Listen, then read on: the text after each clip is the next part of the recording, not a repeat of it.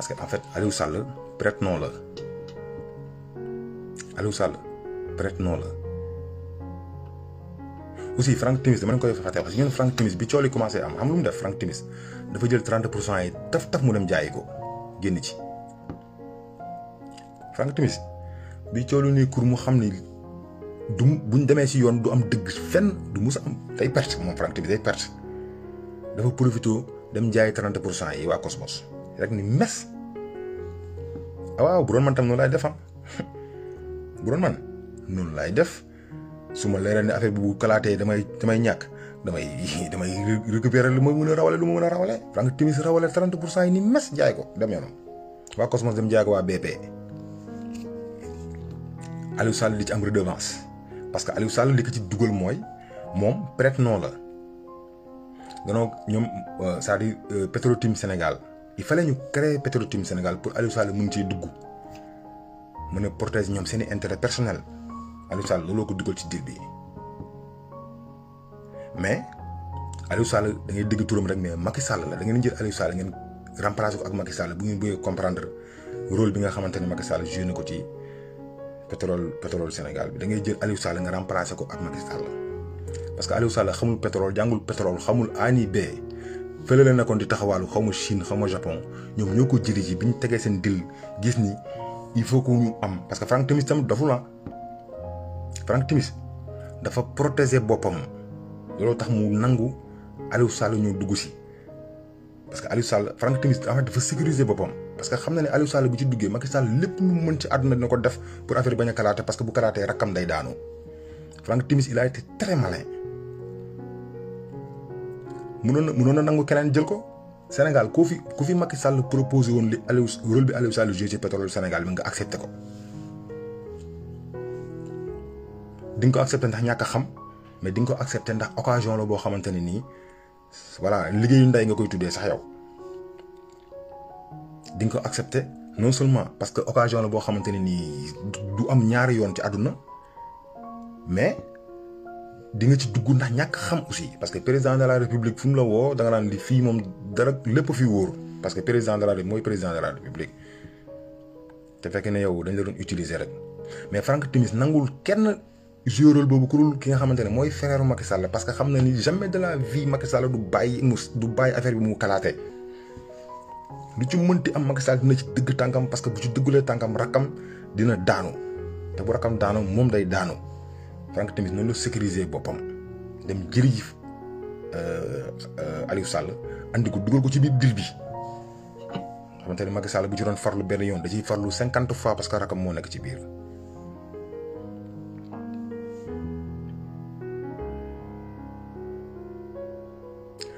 Aly Ngouille Ndiaye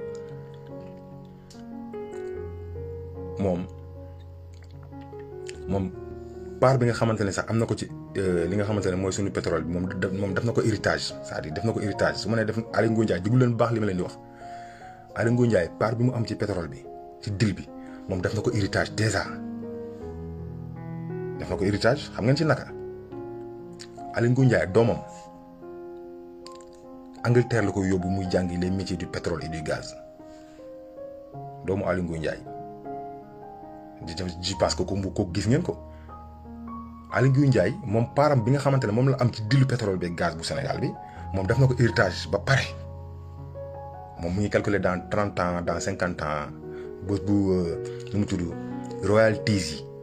yi bés buy daanu bés buy maam bu ñu ko commencé encaissé ñoom seen i royalties bu ñu ko commencé encaissé kan moo koy gérer Aly Ngouille Ndiaye loolu moom préparé na ko ba pare Sénégal xamuñ sax li xew parce que Aly Ngouille Ndiaye dafa jël doomu bu góor taawam bu góor bi daf ko yóbbu Angleterre pour mu dem jàngi les métiers du pétrole et du gaz pour lan pour booy boobu bés bu amee c'est-à-dire xam-xam ci yooyu noonu yëpp maanaam xam-xam bi nga xamante ne laaj na ko pour gérer ay part bu ñëwee ñibbisee Sénégal bés bu royalties yi commencé di daanu booy boobu dina ko mën a gérer pour famille am moom Aly Ngouille Ndiaye.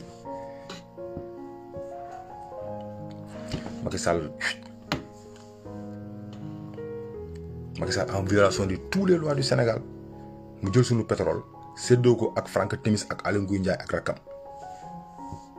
moom mi fiy waxoon gouvernement sobre et vertueuse boobu magistrat yi anañu ana magistrat yi jamono yooyu anañu ana magistrat yi ñoom ñi génn naan dañuy tontu Ousmane Sonko parce que lan Ousmane Sonko dafa défendre boppam dafa génn maanaam défendre ay droit am ak ay liberté am parce que Ousmane Sonko li mu wax ci dossier bii nii keroog Walfadjri lu ci nit mënu ci dindi dara te loolu moo leen taxa nag réagir gars yi gis nga boo gisee ñu réagir parce que Ousmane Sonko daf leen humilier en fait Ousmane Sonko daf leen humilier parce que bu ñu tontu loolu nag dootuñu exister abadan il fallait que ñu réagir parce que waa ji daf leen laal c'est ça c'est que loolu nit ñi comprendre gis nga Ousmane Sonko keroog li mu wax vendredi ci affaire justice bi ah dafa laal li nga xamante ne moom mooy seen maanaam seen rëy-rëylu seen rëyaay la Ousmane Sonko touché parce que ñun xam nañu Sénégal magistrat yi fi nekk fii saa yi boo demee seen tribunal yi saa yi duñ la sax xool buñ lay xool saa yi catu bët lañ lay xoolee Ousmane Sonko daf leen xamal ne yéen doo leen dara seen ngandalu bi ngeen nekkee ci dëkk bi di jaay nit ñi doole doo leen dara parce que amu leen indépendance vous êtes pas libre da leen Ousmane Sonko wax mais loolu muy dëgg mais ñàkk justice bi nekk ci Sénégal loolu kan moo koy werante léegi kan moo koy weranteeti kan di ci gën a ruus mooy ki nga xamante ne moom mooy président union bi génn ne woy moom Adji Sarr li Adji Sarr wax moom jotu koo déglu mais franchement gàcce dafa waroon di rey ci dëkk bi quoi gàcce dafa waroon rey ci dëkk bi sa waay il ose devant tout le peuple sénégalais di wax ni moom li Adji Sarr wax déggu ko mais Ousmane Sonko li mu wax moom dégg na ko te Ousmane Sonko li mu wax ci justice boo ko dégloo matul 10 minutes au total séquence bu muy wax ci justice keroog bu ngeen seetaanee débat bi matul 10 minutes boo ko totalisé matul 10 minutes mais Adji Sarr ñaata débat la fi def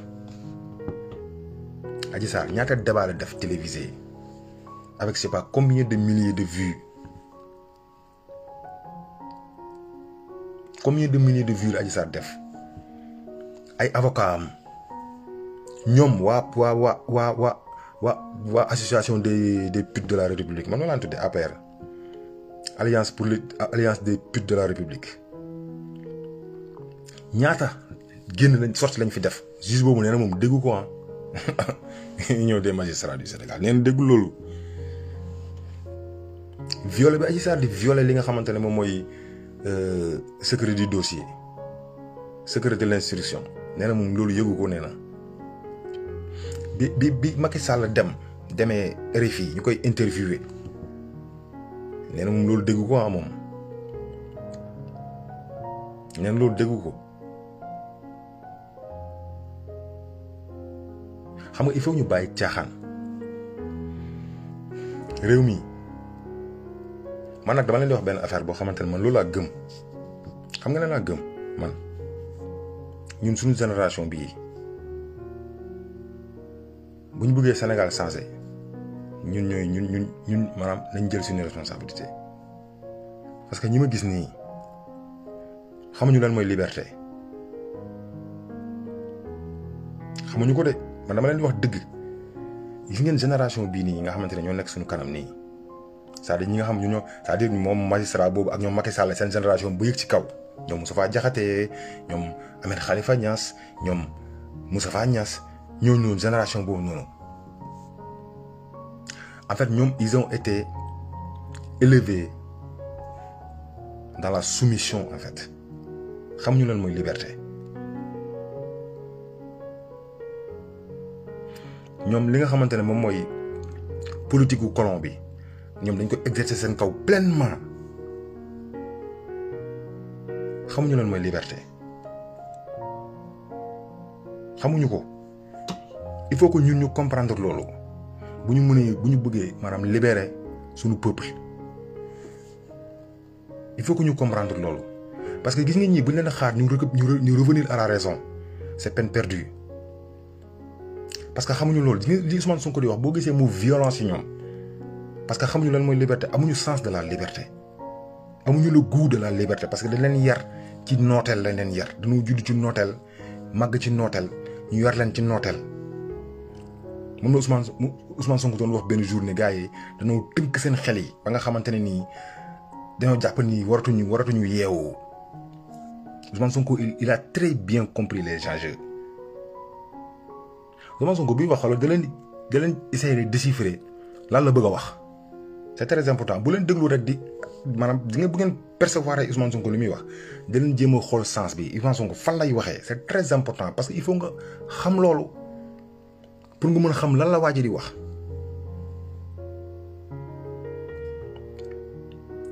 Ousmane Sonko sénégalais yi ba léegi en tout cas ñun jeunesse bi perception bi ñu war a am ci message bi muy joxe moom Ousmane Sonko ñun perception boobu ba léegi amuñu ko en tout cas bu positif bi amaguñ ko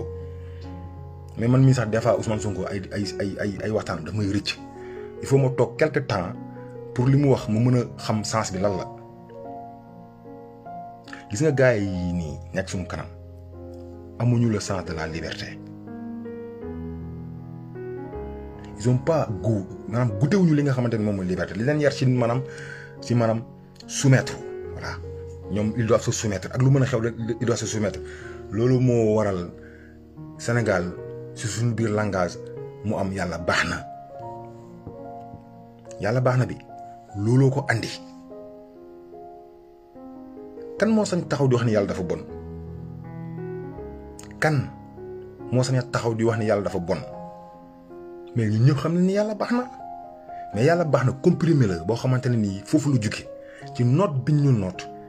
te maanaam jéemuñu dara pour tekkee ko ci noot bi ñu noot noonu ah amuñu solution parce que solution boo ko bëggee am da nga koy wut ñi fi jotoon am solution ñu comploter leen éliminer leen Lat Joor ci Lat Joor la commencé ñëw ci Maba Jaxu Ba ñëw ci El Hadj Omar Foutiyou Tall ñëw ci ki nga xamante ne mooy Mamadou Dia ñëw ci Cheikh Anta Diop mais dañu leen éliminer systématiquement en complicité ak ñi seen i mbokk ko en fait ñu réussir ko léegi finalement sénégalais yi jëmatuñ sax pour solution wu tekkeeku looloo wala nga dégg yàlla baax na lu mu métti lu ñu leen Sénégal lu ñu ko noot sénégalais bi lu ñu ko noot yàlla baax na la si teg dem yoonam yàlla baax na loolu wax bu yàqu la en fait pilule la biñ demee ba amatuñu solution parce que jéemuñu wut solution ñu ko fi doon jéem wut ñu éliminé nañ leen ray nañ leen effacé nañ leen ci carte bi léegi amatul solution amatul kenn ku taxaw di wut solution ñu accepté domination bi yàlla baax na yàllaa ko dogal loolu ñun xam nañ ko fii amul lu fi amul te yàlla dogalu ko amul même suuf boo xamante ne dafay daw sax ngelaw koy ëff mu dem yëg ci kaw beneen moromu pepp suufam yàlla moo ko dogal loolu xam nañ ko mais buñ demee ba jël genre terme yooyu noonu dégg nga di ko utiliser c'est en fait terme yooyu c'est ay genre comprimé la quoi en fait ay genre comprimé la parce que lan loolu lu muy wane mooy dañoo accepter domination bi nga xamante ne gars yi dominé nañu ko dañ ko accepter c'est ça la vérité léegi nag si nga ñun ñëw nag maanaam nit yooyu nga xamante ne ni domination boobu noonu yaa ngi dégg accepter nañ ko parce que tamit plus dañoo dem ba nga xamante ne nii après dañ see mujj juddu ñu yar leen ci nampal leen ci ñu màggee ko yaa ngi dégg dem ba réussir ci acceptation domination boobu noonu ñooñu tey bu Ousmane Sonko taxawee di leen wax li jëm ci liberté Ousmane Sonko dañuy gis ni di nit ko vulgaire la moo waral ngeen dégg ñenn ñi naan soo ay nitu fitna la parce que ñoom ay affaire de liberté xamuñu ko en fait c'est ça et ça on peut le comprendre parce que gars yi xamuñu lan mooy liberté xamuñu lan mooy moom sa bopp xamuñu ko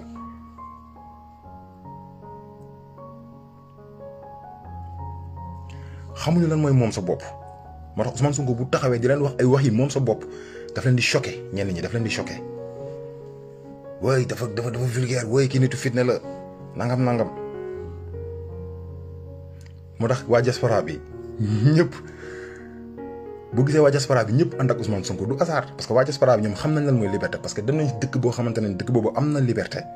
am na ay nit yu libre moo tax bu ngeen gisee waa diaspora bi ñëpp ànd ak Ousmane Sonko du hasard parce que waa diaspora bi découvrir nañ lan mooy liberté te liberté boobu amul Sénégal c'est un peuple dominé et qui a accepté sa domination le fait qu'il est dominé Sénégal daf ko accepté loolu tax nga dégg lu xew mu ne la yàlla baax na du jéem a fippu du jéem a jug taxaw du jéem a faxasu du jéem a def dara yàlla baax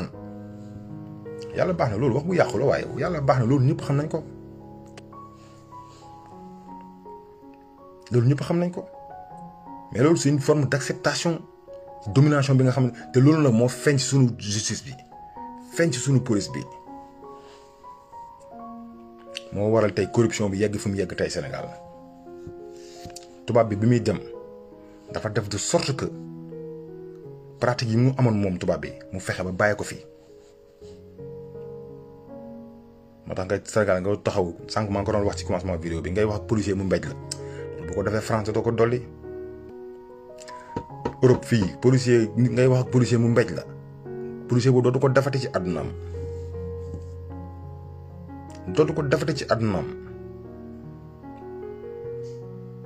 mais loolu pour mu dañ ci suñu réew yi il faut que mu daan wax sànq ci commencement bi il faut que patriotes yi ñu jël li nga xamante ne moom mooy pouvoir bi il faut que patriotes yi ñi nga xamante ne nii Sénégal ñor na leen pare nañ pour joxe seen bopp ngir seen askan ñooñu dong ñoo mën a dindi situation bii nii ci dëkk bi lu ko mooy du fi dañ mukk maa ngi dégg Karim Wade ñu naan waaye Karim Wade nangam bilaay Sénégal day indi caaxaan Sénégal wala azim Sénégal ci ay caaxaan lañ nekk Sénégal xamuñ lu àdduna bi di riir wóor na yàlla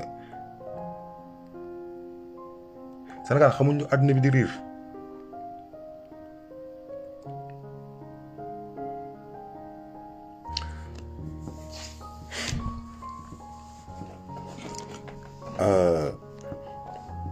affaire baa ngi nii Macky Sall dafa yàq Sénégal il faut que ñu accepter que ni Sénégal amul justice xam ngeen lu tax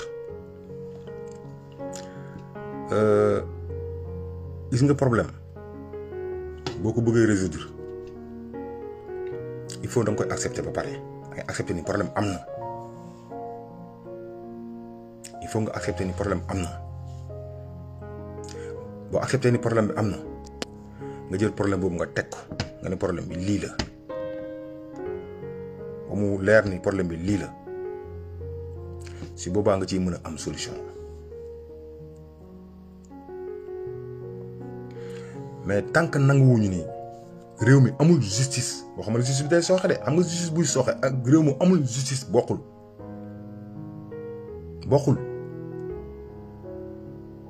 par exemple boo ñëwee si dëkk bu mel nii fii nii dëkk bu mel ni France par exemple France policier bu fa mbéj nit ci mbedd comme ni ma ko waxee léegi dootu ko defati ci àddunaam te pourtant France justice bi day sooxe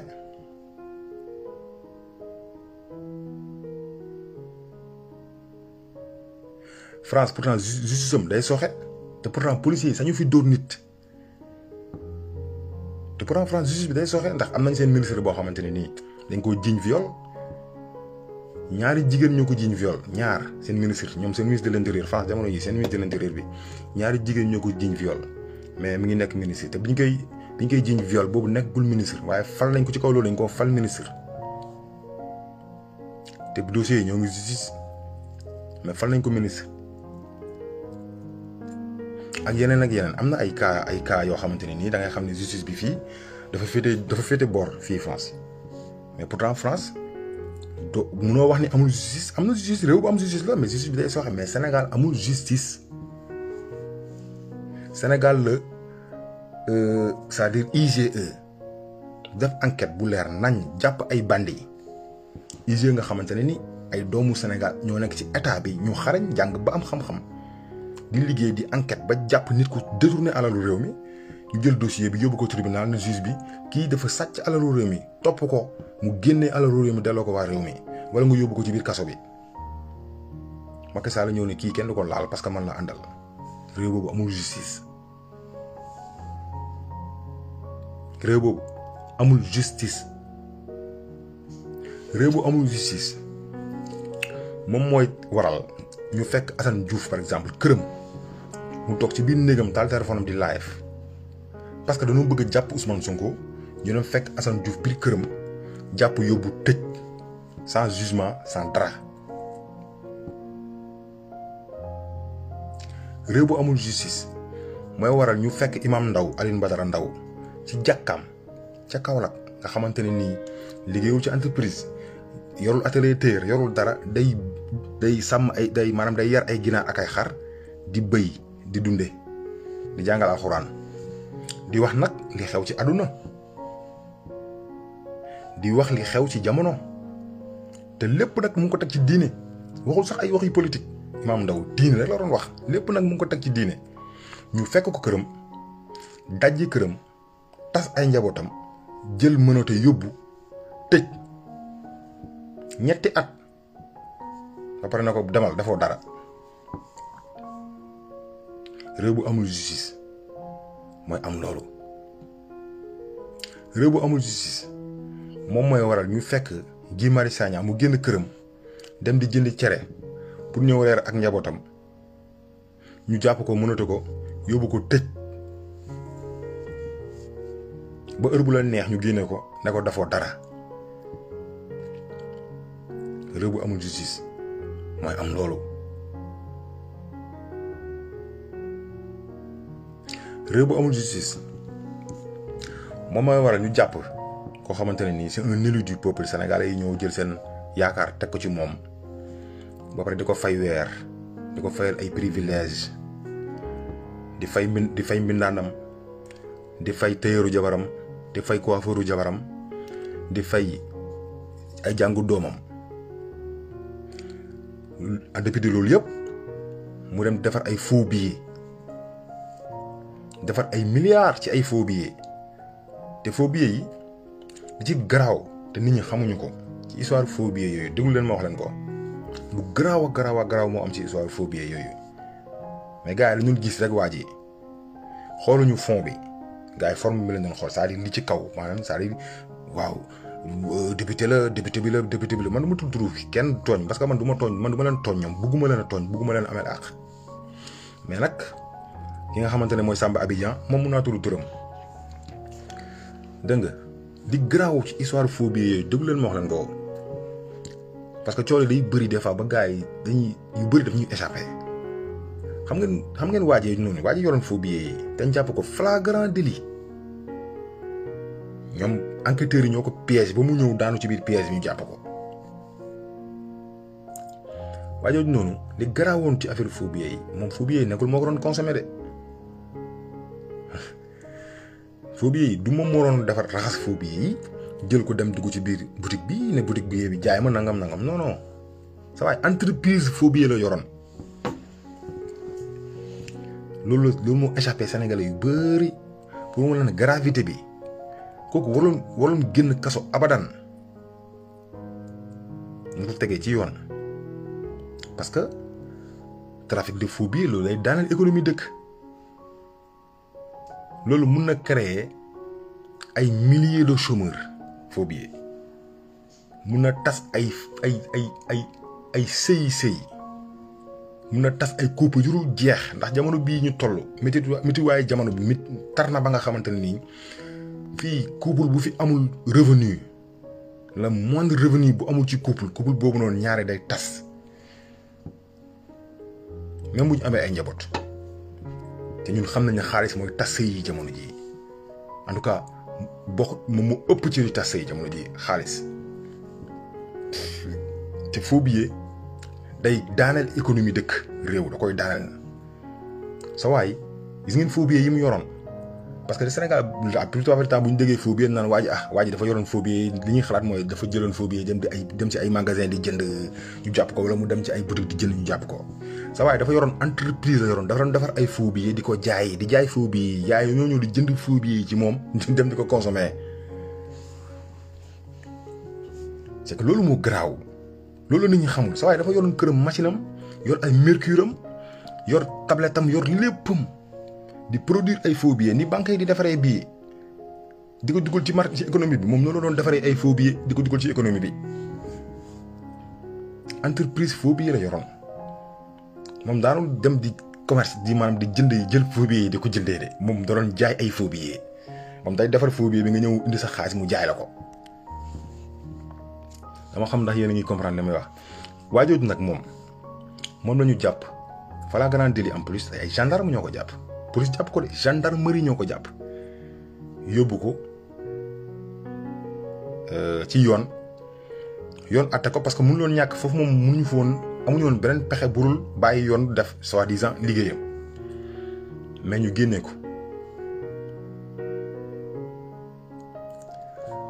génnee ko soi-disant dafa am dossier médical yooyu noonu ana waa ji ñu génne ko mu dem di meeting yi ñëpp gis ngeen ko muy meeting ku am dossier médical dem di meeting la lay def ci ay meeting ku feebar kay